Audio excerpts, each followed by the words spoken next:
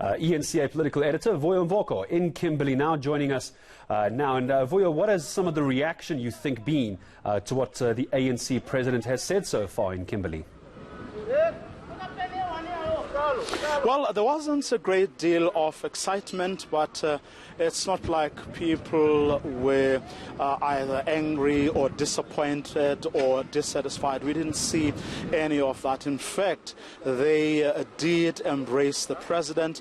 As soon as he finished that speech, he walked outside and spoke to some of the people who couldn't really make it to the hall as it was a bit small. And there, too, he repeated pretty much what we heard in that clip. And there again, people welcomed him with open hands. They were singing in ANC songs and welcoming their president. But of course, by his own admission, people want the ANC to now deliver on the promises that it has made. In fact, he was very specific about some of the things he said the people of the Northern Cape want to hear about. And that is jobs, and that is service delivery. They want governance. They want the culprits who have been looting and plundering public resources to go to jail. So he again made a commitment that his government will do that,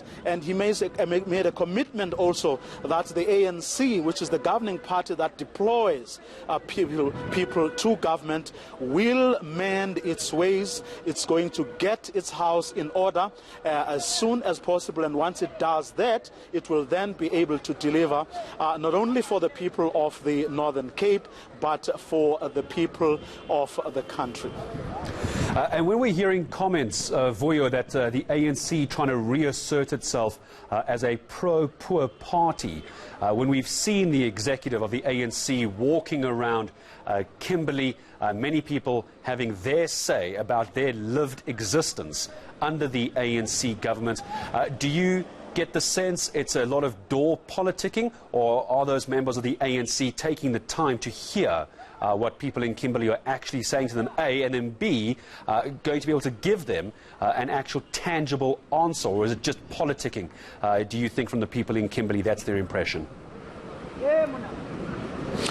In fact, over the past 2 days, one of the key messages that have been coming from the statements that he has made, or the replies that he has been giving to people whenever he gets asked about very specific things, is the need for the ANC to reconnect. And this morning, as after laying, just before, in fact, he laid a wreath at the tombstone of the ANC's founding secretary, General Solomon Blaki, President Cyril Ramaphosa made a commitment. In fact, as he was speaking to the family, he said he was speaking to the ANC ancestors through the family of Solomon Blaki. And one of the things he said there was the importance of reconnecting with the people on the ground to take up their issues, saying the ANC is not a party of the elite.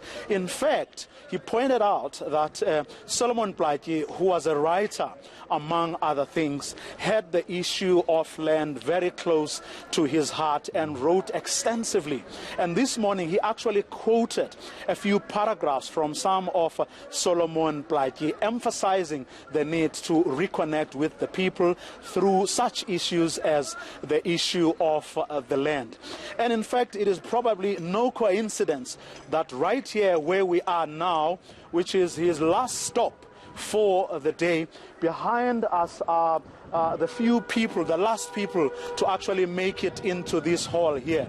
It's an interfaith community gathering. Religious and traditional leaders are gathered here because they want to send a message to him loudly and clearly, from what one of them was telling me a short while ago, to say, Mr. President, yes, we see you in platforms where you speak to big business, leaders, you address the international community in Davos and wherever else that you go. But we want you to listen to the cries of religious and traditional leaders as well. The Khoi San, one of the Khoi San traditional leaders was telling me that a short while ago, saying that was the purpose of this particular meeting. They insisted at the last meeting they had with the provincial leadership of the ANC here in the Northern Cape that when the president comes here, they want to have an audience with him because they want to drive home that point that the ANC is as much a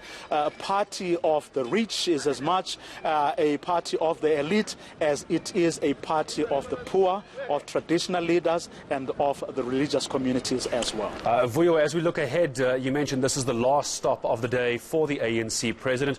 Do we have any idea what the program is from here on moving forward?